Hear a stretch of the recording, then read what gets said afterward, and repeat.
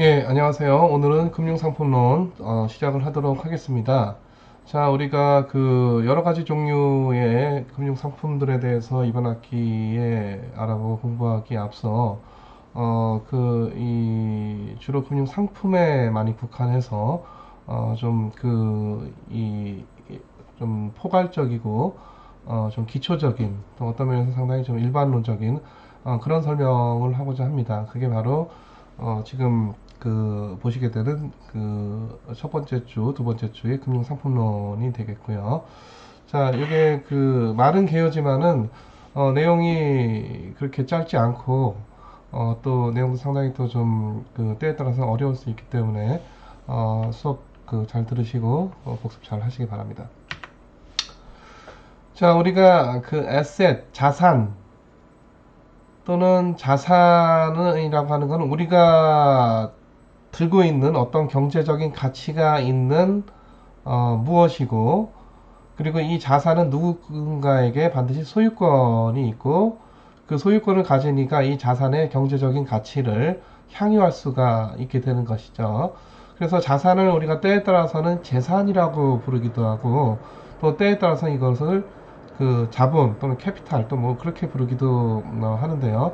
그때 컨텍스트에 따라서 좀 이 자산의 의미가 좀 달라질 수가 있겠습니다. 자, 보통 우리가 자산 하면은 금융자산이냐 실물자산이냐 이렇게 구분을 하죠. 자, 그래서 일단 뭐 그냥 교과서적인 그냥 사전적인 정의는 이 자산이라고 하는 거는 일단 경제적인 가치가 있어야 되고, 그 가치가 그래도 비교적 상당히 오랫동안 유지가 돼야 되고요. 뭐 그렇다고 해서 그 가치가 완벽하게 고정된 게 아니라 좀 작게 변화할 수도 있고 또 크게 변화할 수도 있고, 그래서 자산 가치가 좀 작게 변화하는 자산은 이제 변동성이 작다 그렇게 얘기를 하고, 가치 변동성이 작다 그렇게 얘기를 하고, 또 자산 가치가 크게 변화하는 그런 자산에 대한 가치 변동성이 크다 그렇게 또 얘기를 하죠. 자, 그리고 이 자산은 어떤 물리적인 형태를 갖고 있을 수도 있고, 법적 또는 계약적인 형태를 갖고 있을 수도 있겠습니다. 그래서 크게 물리적인 형태를 가지면서 그 자체적으로 가치가 있는 것, 이걸 보통 우리가 실물자산이다 이렇게 얘기를 하죠. 그래서 실물자산의 대표적인 사례는 바로 여기 보시다시피 여러분들 이 부동산, 토지, 건물 또는 이 부동산에도 뭐 주택용, 주거용이 있고 또 상업용 부동산이 있고 굉장히 각양각색의 종류가 다 많이 있는데, 하여튼 이런 부동산 그 자체적으로 가치가 있는 그런 실물 자산이 되겠고, 주로 기업들이 들고 있는 실물 자산 중에서 보통 우리가 유형 자산이라고 하죠. 고정 자산이자 유형 자산입니다. 기계 공장 설비, 이런 유형의 생산 설비, 이런 것들 그 자체적으로 가치가 있기 때문에 기계 사오는데 공짜로 안 가져오죠. 기계값 지불해야 되는 거고, 어떤 특정 설비가 있다. 그 설비를 우리가 취하는 데 있어서 뭐 상당한 또 비용을 들여서 그 설비의 가치를 감안해서 비용을 들여서 우리가 그 설비 투자를 하게 됩니다. 자, 실물 자산 하면은 이게 물리적 형태가 있는 것도 있고 물리적 형태가 없는 무형 자산도 있어요. 무형 자산. 예를 들자면은 기술, 특허, 지식, 경험, 이런 것들. 이런 것들. 그리고 또는 주로 이제 우리가 R&D 투자를 한다라고 하면 이런 무형 자산을 늘리고자 하는 그런 행위고, 우리가 일상적으로 그냥 설비 투자를 한다 그러면 기계 공장 설비 이런 것들을 늘리는 행위가 되겠죠. 주로 이제 기업들이 하는 것이고요. 기술 특허 이런 것들은 또 누가 갖고 있느냐면 사람이 갖고 있어요. 그렇죠? 그래서 이런 R&D, 기술 특허, 지식, 경험 이런 것들은 사람에게 체화된 무형자산이고, 이른바 휴먼 캐피탈, 인적 자본하고의 관련성이 상당히 크다 이렇게 볼 수가 있겠습니다. 자, 커머더티, 이게 이제 우리말로는 번역하기가 어려워서 그냥 이 커머더티 이렇게 쓰고, 굳이 번역을 하자면은 뭐 우리가 상품 또는 뭐 원자재 뭐 이런 정도로 종종 번역을 해서 사용하는 그런 용어가 되겠는데, 자, 주로 이 생산에 필요로 하는 원자재, 부자재 뭐 이런 것들이 되겠어요. 그래서 원자재, 농축산물 또는 광물자원 또는 에너지자원, 주로 이제 원유 뭐 이런 것들이 되겠죠. 자, 그리고 때에 따라서 우리가 이제 보통 자산하면은 자산에다가 투자를 할 것이냐 말 것이냐 뭐 이런 의사결정을 하게 되는데, 생산된 어떤 소비재 이런 것들도 우리가 자산의 범주로 넣을 수가 있겠고, 생산된 소비재가 하나의 어떤 실물 재화, 물론 이제 소비재 중에서 우리가 뭐 재화만 있는 게 아니라 재화와 서비스, 무형의 소비재인 그 서비스도 있겠지만은, 자, 생산된 그 소비재 또 하나의 자산의 범주에, 실물 자산의 범주에 넣을 수가 있겠으나, 일반적으로 이런 소비재가 투자나 저축의 대상은 보통은 아니고, 보통 이제 소비재를 우리가 사서 소비를 해서 다 소진시켜 버리는 것이죠. 이런 그 실물 자산들, 또 뒤에 얘기하는 금융 자산들, 이런 것들은 우리가 소비를 해서 써버리는 게 아닙니다. 소비자 하지 않고 그대로 두는 거고, 그래서 일종의 저축을 하는 거죠. 저축을 하는 거고, 그래서 이런 자산들은 가치가 잘 유지가 돼야 되는 게 중요하고, 뭐 운 좋으면 가치가 올라가면 더 좋고, 근데 이런 자산들이 뭐 예를 들어 3일 만에 가치가 크게 폭락할 가능성이 상당히 크다, 이런 것들은 별로 그렇게 우리가 중요하게 고려하는 그런 자산이 아니다. 자, 그래서 우리가 그 소득의 일부를 소비를 하고 남는 재원을 저축, 세이빙을 하는데, 그 세이빙하는 그 수단으로서 내가 빵을 사서 저축을 하겠다, 이런 건 말이 안 되죠. 왜냐하면 빵 들고 있다가 한 2, 3일만 가도 다 부패하고 썩고, 다 그 가치 저장, 다시 말해서 가치가 유지가 안 되는 것입니다. 그래서 우리가 보통 중요하게 고려하는 자산들은 실물 자산도 그렇고 금융 자산도 그렇고 가치가 하락할 여지는 있겠으나 순식간에 며칠 만에 또는 굉장히 빠른 시간에 가치가 하락한다, 이런 것들은 어떤 자산으로서의 가치가 없죠. 다시 말해서 가치 저장의 기능이 없는 것이고, 자, 그런 면에서 우리가 소비재를 굳이 실물 자산의 범주에 넣어서 생각을 할 수도 있겠지만, 이거 자체는 우리가 소비에서 아예 소진시켜 버리는 것이지 이것을 투자나 저축의 대상으로 하지는 않는데, 때에 따라서 요즘과 같이 아주 특수한 케이스, 마스크를 사재기하죠. 이건 마스크를 싸게 사서 비싸게 살려고 하는 거예요. 마스크에 실수요가 있어서 사려는 사람도 있겠지만은, 마스크 가격이 앞으로 급격하게 높아질 거다라고 생각을 해서 매점 매석 행위를 하기도 합니다. 이런 것들은 어떤 소비재에 대해서 어떤 그 투기적인 동기에 따라서 일종의 투기 행위, 또는 뭐 넓은 의미의 그런 어떤 투자 행위를 하는 것이다, 이렇게 볼 수가 있겠는데, 마스크가 뭐 일반적인 상황에서는 그런 어떤 뭐 투자의 대상, 투기의 대상이 될 리가 없겠는데, 요즘과 같이 이런 코로나 바이러스가 지금 크게 국가적인 어떤 재난이 되고 있는 이런 상황에서는 이 마스크가 이 매점 매석의 대상 또는 사재기의 대상이 되는 그런 아주 특수한 사례도 있겠다. 자, 다음으로 금융자산이 되겠습니다. 자, 금융자산은 앞에 실물자산하고 달리 그 자체로 뭐가 있는 게 아니에요. 순전히 계약에 따라서 가치가 있습니다. 그래서 계약의 효력을 발휘하려면 법이 있어야 되는 거죠. 그래서 법적 계약에 따라서 가치를 갖게 되는 거, 이런 것들이 이 금융자산이 되겠는데, 자, 일단 금융자산하고 실물자산하고, 앞서 봤던 실물자산하고 큰 차이는, 자, 금융자산은 계약이기 때문에, 금융계약, Financial Contract이기 때문에 반드시 금융계약의 계약의 양자가 있어야 돼. 양자가. 하지만 실물자산은 계약의 양자가 없습니다. 그 자체적으로 가치가 있는 거예요. 자, 금융자산은 계약의 양자가 있어서 그 금융계약을 통해서 한쪽은 청구권이 생기고 한쪽은 피청구권이 생겨요. 예를 들면은 이 사람이 이 사람에게 돈을 빌려줘서 이 사람은 청구권이 생기고, 이 청구권을 가진 이는 나중에 이자와 원금을 상환받을 그런 청구권을 갖게 되는 거고, 그 청구권의 어떤 요건이 만족이 돼서 청구권을 행사를 하면 피청구권자는 반드시 그 청구권을 받아줘야 됩니다. 만약에 받아주지 않으면 디폴트, 다시 말해서 계약 불이행이죠. 계약 불이행이고, 그거는 그 계약의 어떤 법적인 강제성에 따라서 그 사람이 어떤 법적인 처벌도 받을 수가 있고 어떤 경제적인 손실도 입을 수가 있게 되는 거죠. 자, 다시 한번 얘기하지만 금융자산은 그 자체적으로 뭔가 자체적으로 가치가 있는 게 아니에요. 채권도 그렇고 주식도 그렇고 대표적인 금융자산들인데 반드시 거래에 양자가 있습니다. 주식을 내가 들고 있으면 주식 발행한 기업이 있어요. 그쵸? 그래서 내가 주식에 대해서 소유권, 주로 이제 배당권이죠. 또는 의결권 행사하면은 피청구권자인 주식 발행 기업이 그걸 반드시 받아줘야 되는 거고, 그게 법적으로 강제가 되기 때문에 나의 청구권이 금융자산으로서 경제적인 가치가 있는 것이다. 자, 내가 누군가에게 돈을 빌려준다. 나는 채권자고 저쪽은 채무자죠. 나는 청구권자고 저쪽은 피청구권자입니다.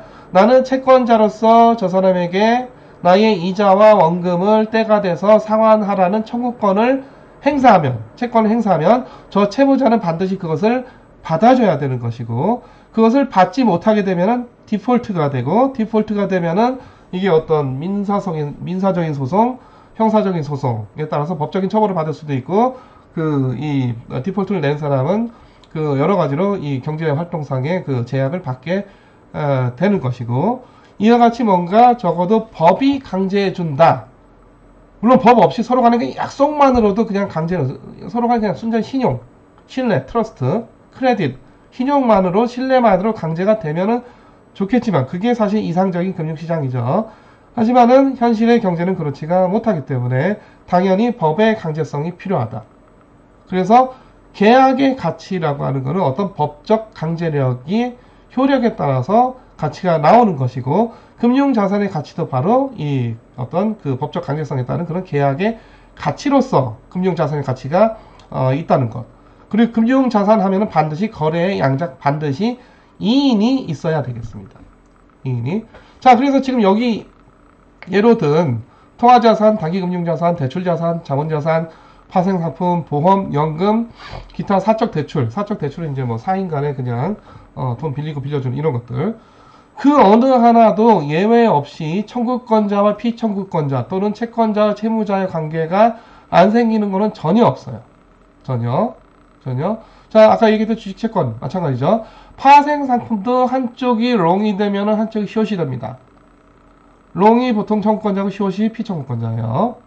자, 보험도 내가 보험을 보험사에 청구하죠.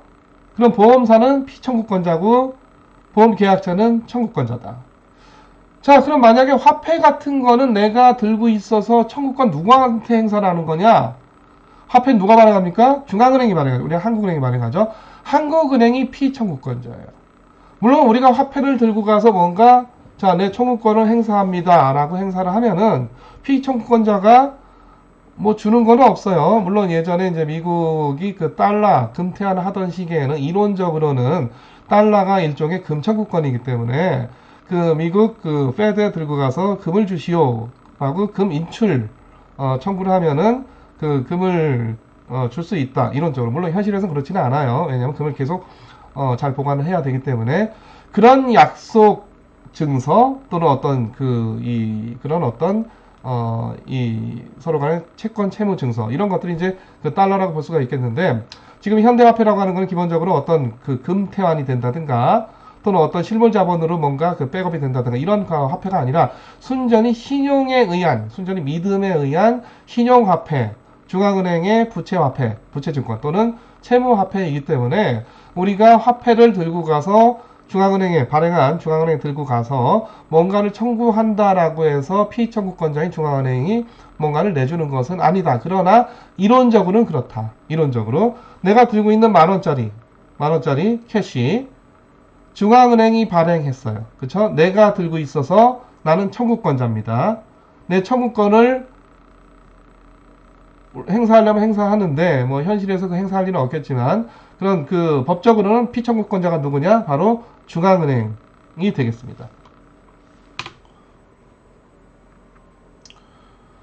자, 지금 이 페이지는 여러분들이 한번 이걸 생각을 해보시기를 바랍니다. 앞서 여러 가지 자산들이 나왔는데 우리 흔히 얘기한 통화량이라고 하는 거에는 어떤 자산들이 포함되는가 하는 거고, 보통 이제 우리나라에서도 그렇고 다른 많은 나라에서도 그렇고 통화량 그 지표 또는 통화량 편제하면은 M1, M2, L, LF 뭐 이런 것들이 있어요. 그쵸? 그래서 예전에 무슨 뭐 협의의 통화, 강의 통화 이런 용어들을 썼었는데 M1, M2, M3 이런 거 썼었는데 최근에 와서는 M1, M2 그리고 이 금융기관 유동성 LF 그리고 총 유동성 L 이렇게 쓰고 있는데 자 통화량 하면은 현금만 통화량인 게 아니라 현금에 준하는 물론 이제 여기서 준한다라고 하는 거에 범위는 어디까지 보느냐의 문제가 되겠는데 그 준한다 다시 말해서 현금을 얼마나 빨리 교환 가능하냐 빨리 현금화 가능하냐 이게 보통 우리가 유동성이라고 하죠. 유동성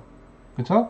그래서 통화량 결국 유동성에 관련된 지표인데 자 유동자산의 범위를 어디까지 보느냐 이런 문제가 되겠습니다. 자 그래서 M1 같은 경우에는 현금 통화와 예금 통화 예금은 순식간에 현금을 바뀔 수가 있죠. 우리가 맘만 먹으면은 그렇다고 예금 자체가 꼭 현금은 아닙니다. 그렇죠? 내가 10,000원짜리 들고 있는 거랑 은행에 10,000원 예치해서 예금 통장 들고 있는 거랑은 달라요. 그래서 예금 예치에 있는 예금 통장이 현금보다 유동성이 조금 안 좋지만 우리가 여러 가지 물건 사고 팔 때 현금으로 지불하든가 예금으로 지불을 하죠. 보통 우리가 지급결제 수단이다 이렇게 얘기를 하는데 그래서 이 두 가지가 유일한 지급결제 수단이고 그걸 보통 우리가 M1이라고 합니다. M1. 자 그래서 이 유동성의 범위를 예금뿐만 아니라 어디까지 벌려서 보느냐에 따라서 그 범위가 M2도 있고 LF도 있고 L도 있고 그래서 그렇다면 여기 이런 어떤 그 유동성의 지표에 주식 같은 거가 들어가느냐 주식 같은 거는 그 유동자산을 보지가 않습니다. 그래서 주식 같은 거는 안 들어가고 예를 들어 여기 총 유동성 L 같은 경우에는 국가가 발행한 채권 다시 말해 국채 그러니까 L에는 당연히 M1도 포함되고 M2도 포함되고 거기에다가 유동성의 범위는 어디까지 보느냐 이 문제가 되겠는데 국가가 발행한 채권이라든가 회사가 발행한 회사채라든가 이런 것들도 총 유동성 L의 범위에 들어간다 라고 하는 것들을 여러분들이 참고로 알 필요가 있겠고요. 아마 여러분들이 그 화폐금융론 2, 3학년 때 공부할 때 공부를 했었으리라고 생각이 됩니다. 자, 또 하나는 외국 통화. 자, 이제 통화하면은 자, 우리나라 통화는 자, 앞 페이지 보면은 자, 화폐. 통화자산이고 이건 금융자산이에요. 보통 우리가 금융자산 하면은 화폐 빼고 예금 적금이나 뭐 예를 들어서 어떤 뭐 주식채권 이런 것들 많이 생각들을 하는데 가장 기본적이고 가장 핵심적이고 가장 중요한 금융자산이 뭐냐? 바로 화폐, 현금, 캐시, 지폐하고 동전이 되겠습니다. 모든 금융거래는 다 여기서 비롯되는 거예요. 여기서 금융거래뿐만 아니라 우리가 경상거래, 상업거래도 전부 다 우리가 화폐 베이스로 다 우리가 거래를 하고 있기 때문에 사실 이 모든 경제활동의 어떤 근본이라고 하는 거는 결국 이 화폐가 중요한 그런 어떤 역할을 하고 있고 기본적으로 통화금융 시스템이 경제 인프라로 제대로 깔리고 이게 제대로 잘 작동을 해야 그 경제도 잘 돌아가고 금융시장도 잘 돌아가게 되는 것이죠. 그래서 가장 기본적인 자산이고 가장 인프라 자산이고 금융자산 중에서 가장 핵심 자산이 가장 중요한 자산이 바로 화폐, 현금, 캐시, 머니가 되겠습니다. 그래서 현금도 금융자산이다. 이걸 반드시 여러분들이 이 기억을 하셔야 되겠고요. 금융자산은 주식, 채권, 예금, 적금, 현금은 아닌 거 아닌가? 그게 아니라 현금이 가장 중요하다. 주식과 채권 왜 발행할까요? 주식과 채권 발행해서 현금을 조달하려고 하는 거죠. 현금을 조달해서 현금 갖고 내가 투자를 할 수가 있는 공장기계 설비를 할 수가 매입할 수가 있는 것이죠.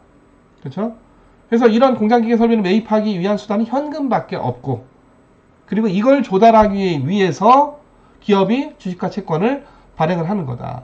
그럼 뭐가 제일 중요합니까? 주식과 채권이라고 하는 것은 조달하는 수단에 불과한 것이고 결국은 핵심은 현금에 있다.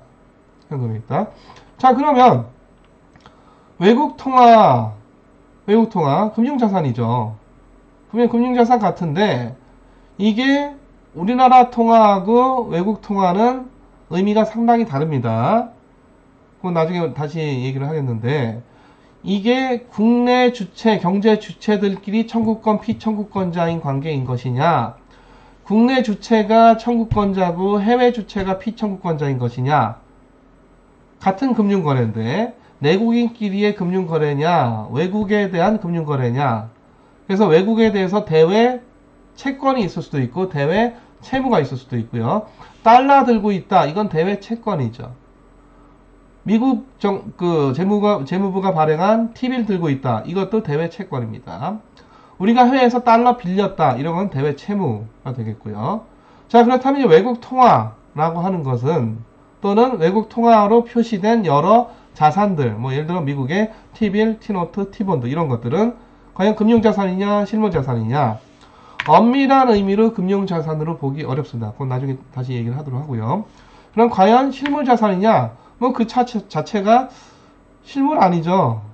뭐 그 자체적으로 뭐가 있는 게 아니죠. 이게 그것도 뭔가 외국인과의 그 계약에 따라서 있는 건데, 그래서 이게 실물자산이냐 금융자산이냐 무엇으로 보느냐 좀 어려운 문제인데, 굳이 둘 중에 하나를 선택해야 된다라고 한다면 금융자산이 아니라 실물자산이다.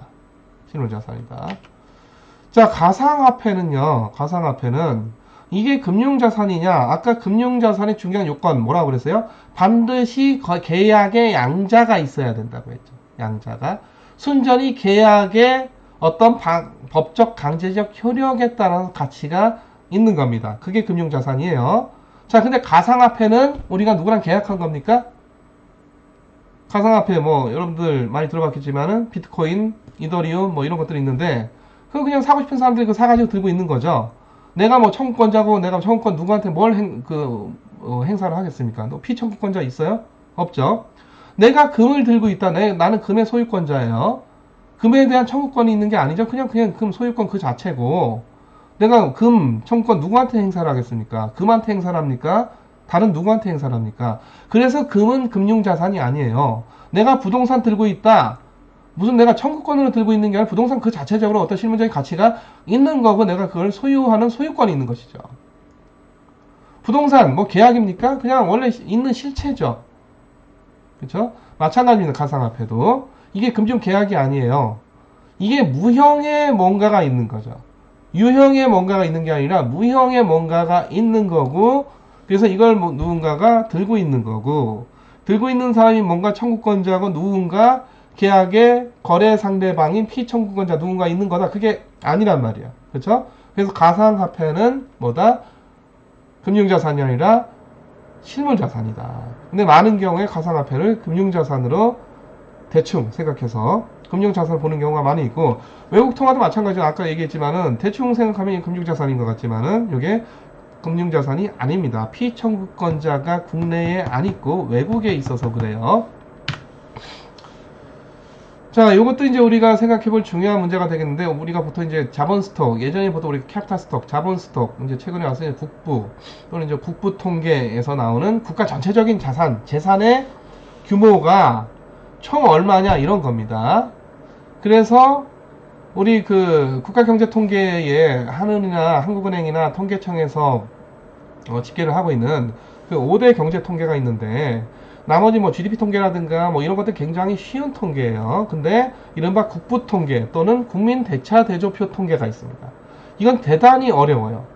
이거는 이 한국이라는 국가의 1년 동안 GDP가 얼마냐, 이거 따지는 것도 어렵지만 이거보다 100배, 1000배 어려운 일입니다. 1년 동안에 우리가 GDP가 얼마냐 하는 거는, 올해는 뭐 사실 아마 코로나 사태로 상당히 GDP가 크게 심지어 감소할지도 모르는 뭐 그런 상황이 도래하고 있는데, 예를 들어서 우리가 작년도 2019년도에 GDP가 대략 얼마냐, 지난 시간에 얘기했지만 대략 한 명목 가치로 한 1900조 원 정도 돼요. 그러니까 우리나라 1년 동안의 총소득이 1900조 원이다. 원화로 평가하자면. 그래서 그만큼 1900조 원만큼의 우리가 GDP, 국내 총생산을 했다. 근데 이것도 집계하기가 쉽지는 않거든요. 그래서 이 그 GDP 통계도 빨리빨리 못 나오고, 일단 잠정치가 나오고, 그 다음에 확정치가 나오고, 이게 한 몇 개월을 두고. 근데 이 지금 그 소득이 얼마냐의 문제가 아니라 총 재산이 얼마냐의 문제입니다. 국부 통계는. 우리나라 전체의 총 재산이 얼마냐. 자, 개인도 내가 한 달 동안에 소득이 얼마냐는 비교적 따지기가 쉬운 문제예요. 그렇죠? 반면에 개인의 총 재산이 얼마냐? 굉장히 어려운 문제예요. 왜 그러냐? 물론 이제 부동산도 있고, 뭐 내가 갖고 있는 뭐 여러 가지 실물자산, 뭐 금도 있고, 이제 뭐 주로 이제 뭐 부자들이겠죠. 뭐 자동차도 뭐 비싼 자동차도 있고, 싼 자동차도 있고, 뭐 예를 주식도 있고, 채권도 있고, 예금도 있고, 적금도 있고, 이건 그냥 다 대략 합치면은 다 이제 총 재산 나올 수도 있겠는데, 아마 여러분들이 한번 스스로 여러분의 지금 총 재산이 얼마인지 한번 생각해 보세요. 그렇게 쉬운 문제 아니고, 여러분 부모님의 총 재산이 얼마냐, 이거 한번 총액 얼마인지 따져보세요. 쉽지 않습니다, 그다지. 왜냐하면은 들고 있는 자산의 형태가 캐시가 아니라 전액 캐시로 들고 있다, 내 재산을. 그러면은 자산가치 평가하는데 전혀 뭐 우리가 어려움이 없죠. 하지만 어떤 자산은 부동산으로, 어떤 자산은 뭐 자동차로, 어떤 자산은 주식으로, 어떤 자산은 채권으로, 우리가 다양한 형태의 자산들을 들고 있고, 거기에다가 친척한테 2천만원 빌려줬다, 이런 어떤 채권도 있죠. 그렇죠? 그래서 이런 것들까지 다 합산을 해야 되는 그런 문제이기 때문에 개인에 있어서도 소득이 얼마냐, 이것 따지는 문제는 굉장히 쉬운 반면에 개인의 재산이 얼마냐, 이건 굉장히 어려운 문제입니다. 그래서 국가 전체적인 국부가 총 얼마냐는 대단히 어려운 문제예요. 근데 우리나라 국부 얼마일까요? 아까 얘기했던 국민대차대조표 통계 또는 국부통계, 한국은행과 통계청에 가면 찾아볼 수가 있겠습니다. 우리나라 대략 현재 총 국부는 원화, 명목 원화 가치로 평가를 해서 대략 한 1경 3천조 원 정도 됩니다. 자, 부하고 소득하고 다르죠? 그쵸? 자, GDP는 소득이고요. 소득이고, 부는 전체 우리가 소득을 창출해서 일부를 먹고 쓰고 소비하고 일부를 남기고, 그게 부로 쌓이고, 또 소득이 나오고 일부를 쓰고 남기고, 그래서 부가 착착착착 쌓이게 되죠. 그건 개인이나 국가나 다 마찬가지가 되겠는데, 우리나라가 지금까지 쌓아왔던 총 부가 얼마다? 1경 3천조 원이다. 1경은 얼마입니까? 조의 만배죠. 조의 만배. 자, GDP는 소득이고 지금 이 국부 또는 자본스탁, 이거는 총 재산입니다. 개인도 소득과 재산이 달라요. 자, 어떤 사람은 나는 1년에 연봉이 3억인데 재산은 없어요, 이런 사람도 있을 수가 있고, 그 사람 1년에 연봉 3억 벌어서 다 쓰나 보죠. 쌓인 재산이 없어. 자, 어떤 사람은 나는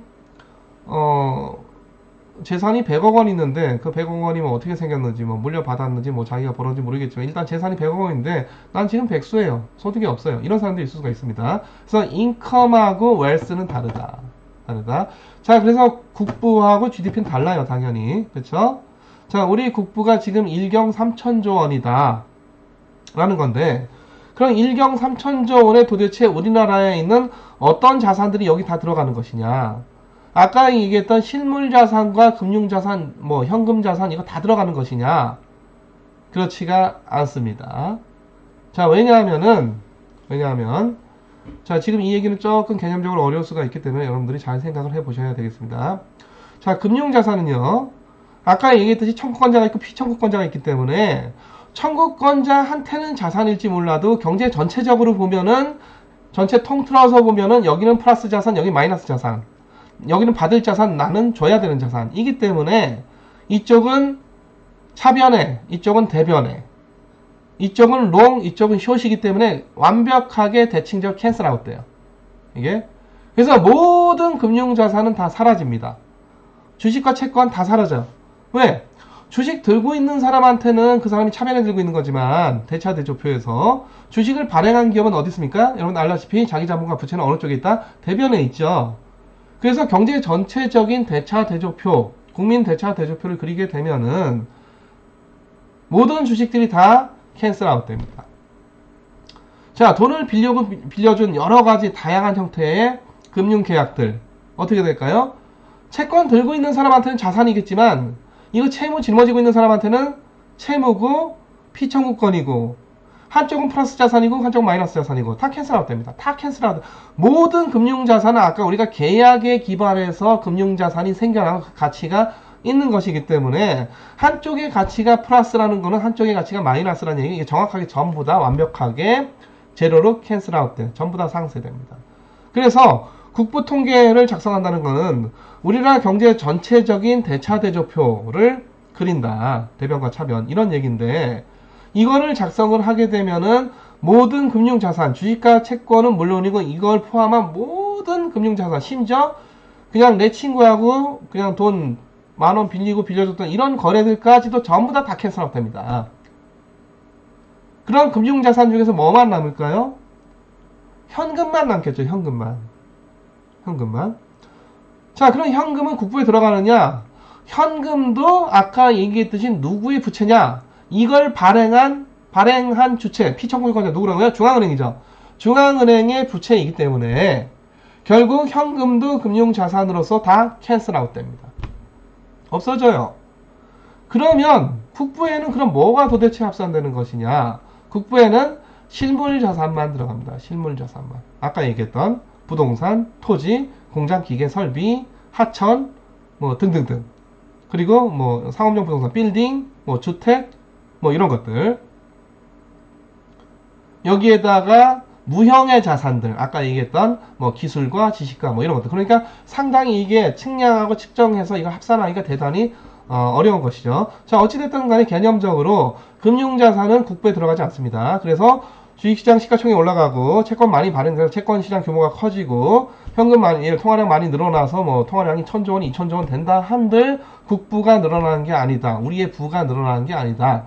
국부에는 뭐만 들어가는 거다? 실물자산만 들어가다. 물론 그 실물자산에는 유형도 있고 뭐도 있다? 무형도 있겠습니다.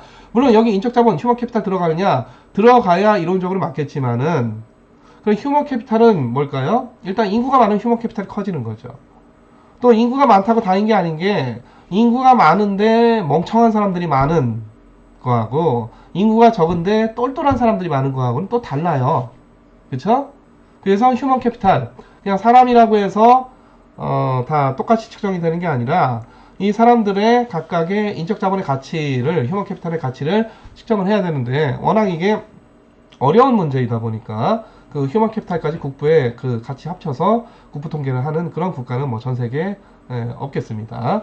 자, 다시 한번 얘기하지만 국부에는 금융자산 들어간다, 안 들어간다? 안 들어간다. 실물자산만 들어간다.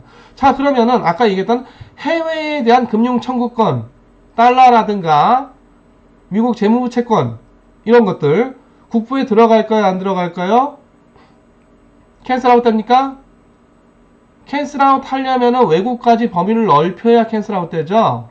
그래서 국내 전체적으로 우리가 대차 대조표를 그릴 때에는 분명히 우리 자산 중에 뭐가 있냐면은 그 대차 대조표를 보면은 실물 자산만 있어야 되는데 금융 자산이 있어요. 금융 자산이. 근데 그 금융 자산은 국내 금융 자산, 주식, 채권 이런 게 아니라 해외에 대한 청구권을 의미합니다. 만약에 해외에서 빌렸으면 피청구권이 돼서 금융자산이 마이너스가 돼요. 그래서 우리가 대외 순자산이냐 대외 순부채냐 뭐 이런 것도 이제 중요하게 되겠는데, 그래서 해외에 대한 청구권, 예를 들어서 달러 표시 채권 또는 달러 그 자체, 자 이런 것들은 금융자산이지만 어디에 포함된다? 국부 1경 3,000조 원 합산하는데 들어간다 안 들어간다? 들어갑니다. 들어가요. 그래서 아까 내가 해외에 대한 외국 통화, 다시 말해서 외화표시 채권, 외화표시 증권, 외화표시 자산 이런 것들은 국부에 들어간다 안 들어간다? 생긴 것 자체는 국부에 들어가고 생긴 것 자체는 금융자산이지만 아까 실물자산에 훨씬 더 가깝다 그렇게 얘기를 했죠. 그래서 이 국부에 들어가기 때문에 그렇습니다. 자, 그럼 우리가 좀 더 생각의 범위를 더 넓힌다면은 우리가 해외에 대한 청구권은 해외 누군가, 달러에 대한 피청구권자는 누구예요? 미국의 중앙은행 역할은 페드죠. 페드. 자, 그래서 우리 인류 전체의 부를 대차 대조표로 막 혹시 만들 수 있다면 이런 달러 표시 채권 또는 달러 이런 것들은 여기 그 인류 전체 부에 들어간다 안 들어간다? 이게 다 캔슬 아웃 되겠죠. 그렇죠? 그래서 뭐 인류 부는 뭐 1경 3,000조 원이 아니라 이거보다 훨씬 더 어마어마하게 뭐 천문학적으로 굉장히 큰 수일 텐데 거기에 달러가 많이 유통되고 있는데 이것들이 그 인류 전체 부에 들어갈까 안 들어갈까요? 당연히 안 들어갑니다. 안 들어갑니다. 자, 그래서 지금 내가 했던 얘기 국부 통계, 자 국부에 도대체 어떤 자산들이 포함돼서 다 집계가 되는 것이냐 다시 한번 여러분들이 생각을 잘 해주시기 바랍니다. 예, 다음으로 이 금융에 관련된 또 다른 문제로 이거 여러분들 좀 생각을 해볼 필요가 있고요. 이거 이제 나중에 얘기하는 그 이 통화의 그 신용창조하고 관련이 그 있는 내용이 되겠습니다. 자, 내게 100만 원이 있는데 친구한테 100만 원 빌려줬어요. 그래서 나는 원래 현금 100만 원을 채권자산 100만 원 전환했을 뿐이죠. 그렇죠? 자, 그럼 100만 원 빌려간 친구는 100만 원 부채겠지만 채무겠지만 100원 빌렸기 때문에 100만 원 빌렸기 때문에 100만 원의 현금 자산 형태로 갖게 됩니다. 그럼 나도 100만 원만큼의 채권 자산이 있고 친구도 100만 원만큼의 현금 자산이 있기 때문에 갑자기 이 거래 100만 원 빌려주는 거래를 하는 바람에 갑자기 이 나와 친구의 전체 경제에서 100만 원이 갑자기 쑥 늘어날 것일까요? 다시 말해서 단지 이 계약으로 100만 원의 부가 갑자기 생겨났겠느냐 이 말이죠. 자, 방금 얘기했듯이 친구의 현금 100만 원 있고 나는 원래 현금이 있었는데 나는 채권을 전환을 했죠. 그렇죠? 빌려주면서. 그래서 나도 채권 100만 원 갖고 있습니다. 그럼 나와 친구의 전체 총 부는 200만 원입니까? 원래 100만 원이 있던 경제였어요. 나하고 친구는 100만 원밖에 없던 경제인데 채권 거래, 다시 말해서 돈 빌리고 빌려주는 이 거래 한번 하니까 갑자기 100만 원이 늘어나요? 이건 경제학 문제를 떠나서 물리학적으로도 있을 수가 없는 일이죠. 그렇죠? 이게 어디에 그 문제가 있는 것이냐? 아까 얘기했던 서로 간에 캔슬 아웃을 안 한 겁니다. 이걸 안 하면은 빌리면 빌려줄수록 빌려주고 또 빌려주고 또 빌려주고 계속 빌려주면은 자산이 막 늘어나요. 그 경제 전체의 자산이 막 늘어납니다. 금융 거래가 많아지면 많아질수록 청구권자, 피청구권자 생기지만 청구권자가 계속 많아지기 때문에 금융자산이 늘어나. 근데 늘어나는 건 본질적으로 우리 부가 늘어나는 게 아니다. 그래서 정산, 네팅을 하게 되면은 나의 채권, 자산하고 친구의 부채 다 캔슬아웃 돼서 나와 친구의 전체 대차 대조표를 그리게 되면은 당연히 처음 있던 뭐밖에 없다? 100만 원밖에 없겠죠. 100만 원. 그리고 더 나아가서 100만 원도 현금이고 캐시, 다시 말해서 통화라면 이게 중앙은행이 발행했다면 중앙은행이 이 경제에 들어와 있다면 그것마저도 캔슬아웃 돼서 이 경제의 부는 제로다. 이렇게 볼 수가 있겠습니다. 그래서 간단한 예제지만 이것도 여러분들이 깊이 생각을 해볼 그런 문제가 되겠습니다. 자, 화폐라는 용어 우리 이제 경제학에서 그 많이 쓰고 화폐, 캐시, 현금, 머니, 돈 다 같은 말이죠. 같은 말이고. 자, 여기서 이제 얘기하는 화폐라고 하는 거는 법에 따라서 중앙은행이 발행한 지폐와 종이 지폐하고 금속 동전, 보통 우리가 본원통화라고 하죠. 또는 자, 예금이라고 하는 거는 만져지지도 않고 보이지도 않고 순전히 전자적인 기록이죠. 은행에 있는. 그렇지만 내가 맘만 먹은 순식간에 화폐로, 지폐하고 동전으로 바꿀 수가 있겠습니다. 그래서 예금은 상당히 유동성이 높다. 물론 최고의 유동성은 뭐다? 현금 그 자체. 그게 최고의 유동성이고 그 다음의 유동성이 뭐다? 많은 다양한 자산이 있겠지만 내가 언제든지 빨리 현금으로 전환할 수 있는 것. 대표적으로 뭐가 있습니까? 예금, 적금. 적금은 조금 유동성이 떨어져요. 만기까지 기다려야 되기 때문에. 예금이 있죠. 예금 중에서도 뭐 1년 예치한다 그게 아니라 이른바 보통예금 또는 수시 입출금식 예금이라고 해서 항상 넣었다 뺐다 할 수 있는 거. 우리 뭐 ATM에 가서 캐시 뽑을 수 있는 거. 요게 아마도 현금 다음에 그 현금 거의 뭐 현금에 준하는 준현금에 가까운 그런 어떤 굉장히 초고 유동성을 갖는 그런 자산이다. 이렇게 볼 수가 있겠고, 그렇다 보니까 우리가 물건 사고 팔거나 상업거래죠. 내가 주식 채권을 사고 팔거나 할 때도 최종적인 지급, 결제. 그래서 거래를 종료시키는 지급 결제 수단은 현금 아니면 예금입니다. 그렇죠? 그래서 우리가 앞서 통화량 얘기할 때 M1이라고 하는 거는 현금 통화 플러스 예금 통화 그렇게 얘기를 했고요. 그렇죠? 이 현금 통화 플러스 예금 통화는 M1이고 이거는 지급 결제 수단이에요. 다른 걸로는 내가 물건 샀는데 삼성전자가 발행한 채권으로 갚는다? 이거 될까 안 될까? 이론적으로 안 될 거 아니지만 현실 경제에서 그거 받아들이는 사람이 없어요. 돈을 바꿔오라고 하겠지. 내가 10억 원 빚이 있는데 캐시가 없지만 나의 집이 10억 원짜리야. 그래서 이 집 너 가져. 이런 거 될까요? 이론적으로는 안 될 것 없지만은 현실에서 그런 거래 안 하죠. 당연히 그 채권자가 웃기는 소리 하지 말고 빨리 돈은 바꿔오라고 하겠지. 집 팔아가지고. 자, 그래서 이 지급결제수단이라고 하는 거는 결국 그거를 반대, 급부로, 대가로 지불을 해서 그 거래가 완전하게 종료가 되는 거. 그게 금융거래든 그게 상업거래든지 간에. 이걸 할 수 있는 수단은 기본적으로 예금통화, 현금통화, 현금과 예금밖에 없다. 물론 아주 특수한 상황 하에서 양자 간의 합의만 되면 다른 자산으로 뭔가 지급을 하거나 또는 예전에 빌렸던 그 채무를 빌렸던 돈을 갚거나 다른 자산을 할 수 있어요. 예를 들자면은 뭐 금으로 갚는다거나 우리나라 사람들끼리 거래를 했는데 그냥 달러로 갚는다거나 뭐 이런 둘 간의 합의하에 그런 그 거래가 있을 수도 있겠지만은 기본적인 거래에서 거의 99.9% 유니크한 지급결제 수단은 현금 또는 예금이다. 자, 국제경제도 마찬가지죠. 국제경제에서도 지급결제 수단은 거의 뭐밖에 없습니까? 달러밖에 없어요. 뭐 다른 자산 유로로 된다, 유로 될 수도 있는데 별로 잘 안 받죠. 엔화로 된다, 엔화 잘 안 받아요. 예전에 독일의 마르크화 잘 안 받습니다. IMF가 뭐 발행하는 SDR 뭐 이런 거 있는데 그것도 잘 안 받아요. 근데 우리가 1997년도에 그 이른바 IMF 경제 위기가 터졌을 때 전 국민이 금 모으기 운동을 했어요. 그렇죠? 금 모아서 뭐 했겠습니까? 금 모아서 원래는 달러로 결제를 해야 되는데 달러 없으니까 금 이거를 받아줘. 이거 한 거죠.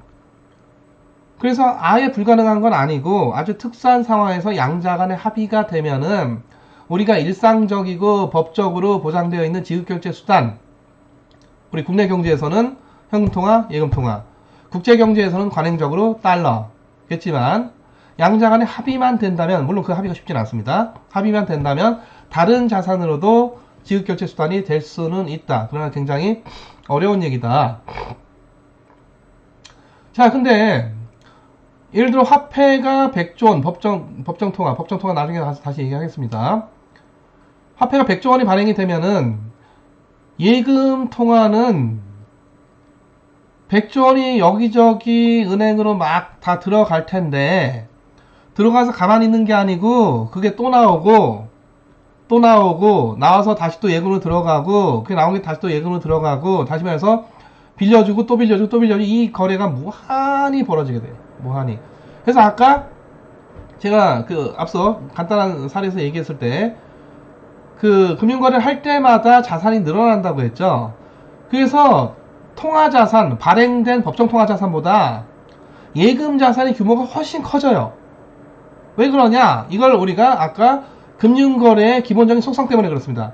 금융거래를 하면 할수록 우리가 캔슬 안 시키고 생각을 하면은 자산 규모가 계속 커지는 거예요. 금융자산의 규모가.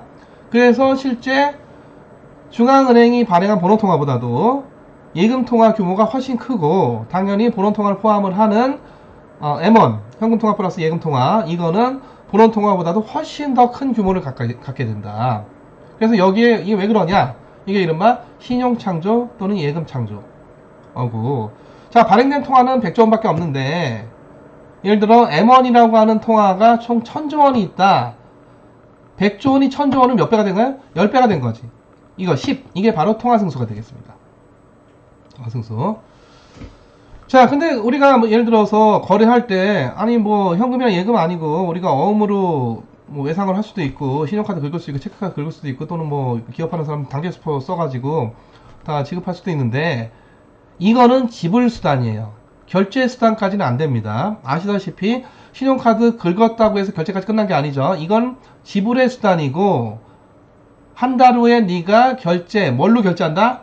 보통 이제 은행 계좌에서 나가죠. 이체에서. 그러니까 예금통화로 결제를 하는 거고 네가 한 달 후에 예금통화로 결제할 것을 믿기 때문에 그 신용이 있기 때문에 이 신용거래가 되는, 그래서 신용카드입니다. 그렇죠? 자, 그래서 이런 신용카드, 체크카드, 당대수표는 지급의 수단은 되지만 지급 결제, 거래를 종료시키는 Payment and Settlement 그런 수단이 되지는 못한다. 앞서 얘기했듯이 지급 결제의 유일한 수단은 뭐밖에 없다? 현금통화, 예금통화밖에 없다. 기본적으로. 물론 아주 예외, 아주 그렇게 많지 않은 굉장히 빈도가 적은 예외도 있겠지만